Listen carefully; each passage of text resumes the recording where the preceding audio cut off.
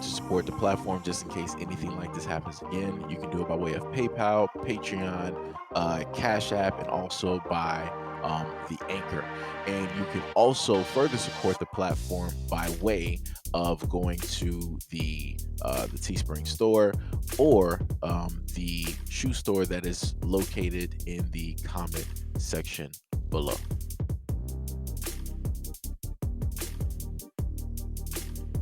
Georgia man has been convicted of molestation, statutory rape, and human trafficking after prosecutors stated that he offered a 13-year-old girl a ride at Six Flags, then held and trafficked her for about 3 months. The Douglas County District Attorney's Office stated that Carlos, age 35, found the victim wandering in the theme park after she ran away from her mother's home in Cobb County on November 4th of 2020. Benecourt offered the victim a ride, then took her to a home in Douglas County where he later went after her multiple times. He then invited another man, and he then later went after the victim multiple times in exchange for drugs. From there, Carlos and the other man passed the victim back and forth, at one point selling her to another man. For nearly 3 months, in January of 2021, the victim was able to escape and contact her mother. Her mother immediately called law enforcement, who started an investigation. The victim was able to describe Carlos to officers by giving them his first name and a description of a distinctive tattoo on his face. Officers were able to identify Carlos through probation records and search his home and cell phone records. Carlos was arrested in February of 2021. Jury convicted Carlos on going after a child, statutory rape, and human trafficking charges. He faces a maximum punishment of 2 life sentences plus 20 years. He is yet to be sentenced. The other man is also in custody and facing charges. Quote, the idea of grown men preying on our children and manipulating and abusing them for their own gain and satisfaction is intolerable. No community is immune from this type of trafficking. As a focus of my prosecution career, I am especially proud of our team and law enforcement partners for their work in recognizing and attacking the issue. We will continue to aggressively go after those that cause our children and our community harm. I can only hope that this conviction, along with community resources, can help the victim continue to heal from this unimaginable abuse. And that was stated by Douglas County District Court Attorney Dahlia Rancy. Now, you guys already know pretty much how I feel about a lot of these stories when I happen to cover or do these stories. And I continuously state that adults do not care about kids because every time I see and I cross, over these stories, it's the exact same thing that happens time and time again. It doesn't matter if it's a man, doesn't matter if it's a woman. It's the exact same thing. It's a kid that's somewhere out there. They're obviously confused. They're being rebellious, as most kids do, and they decide to do, whatnot or whatever, right? And then you have an adult that comes out, and they spot that, hey, this kid is alone. Hey, this kid more than likely doesn't have a father figure. Hey, this, kid is troubled or they're going through whatnot or whatever, and they go through the process of befriending a lot of these kids, and because a lot of parents, in a sense, aren't that type of friend to their child. And when I mean friend, I'm talking about, somebody that your child feels safe coming to talk to, right? Where in a sense you're not going to be as judgmental as you normally would, right? At least in the sense of like, hey, if anything is going on, if anything is happening, you can come to me, we could talk about it, we could work through it, you know, we'll make sure that everything is completely fine and dandy, right? So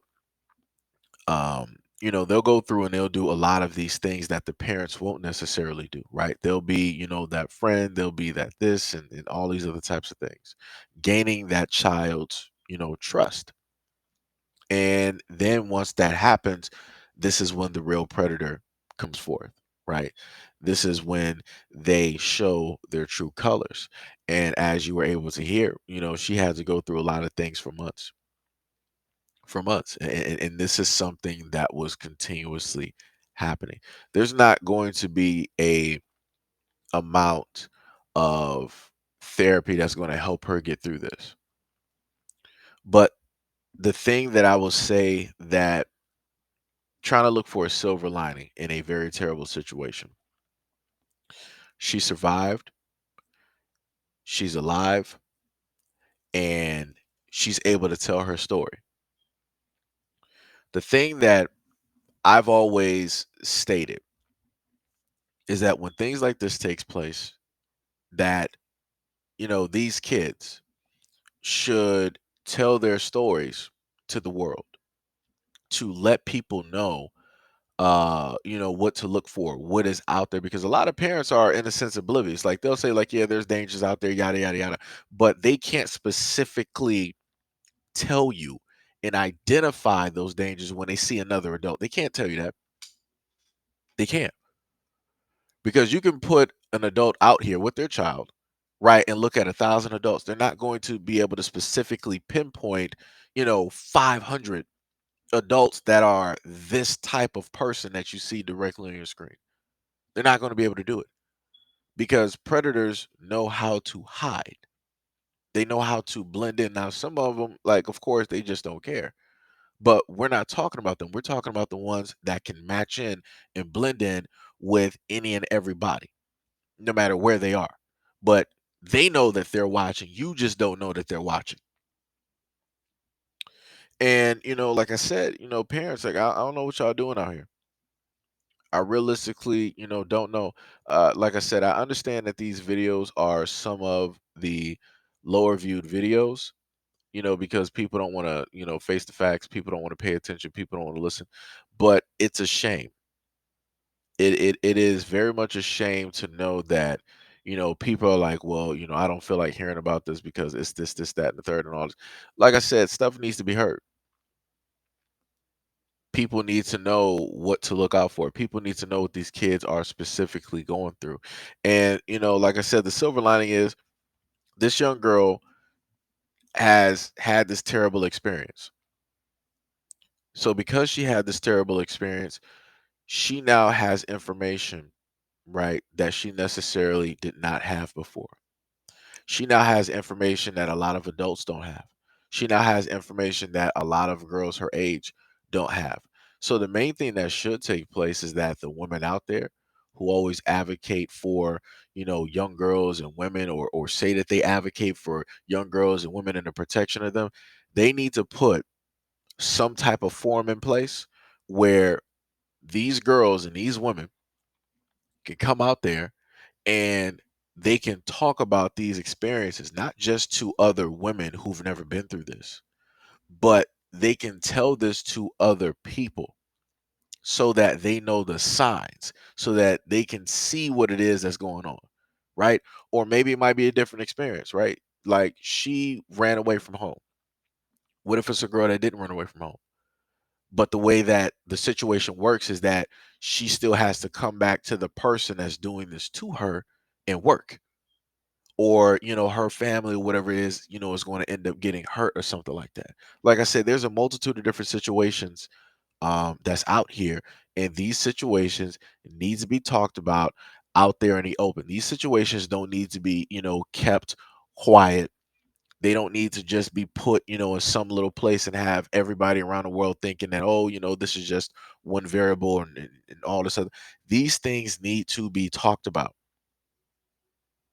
Like I said, it's ridiculous that people don't want to, listen to videos like this or even get the information. And a lot of y'all got kids. You guys are not only doing yourself as a disservice, but you're doing a disservice to the kids that you hold dear, your pride, right? If you're a guardian, you're doing a disservice. If you're a parent, you're doing a disservice. If you're a brother or sister, you're doing a disservice. Because at any moment in time, what happened to this young girl could easily happen to any of the children that you hold dear. And the saddest part is, like I keep saying, people are not going to care up until something like this or worse hits their doorstep. And I keep telling y'all, stop waiting up until it's too late, because when it's too late, it is too late, and it's nothing that you can do. It is nothing that you can do. Because when you had all the time to basically prepare and to educate yourself and to educate the kids and have these conversations and protect these kids, you decided that you didn't want to do it because this is something that you didn't want to listen to and something that you didn't want to watch. Like I said, at the end of the day, I stand by my words and I'm going to be standing by my words for the next 50 years. Adults do not care about kids.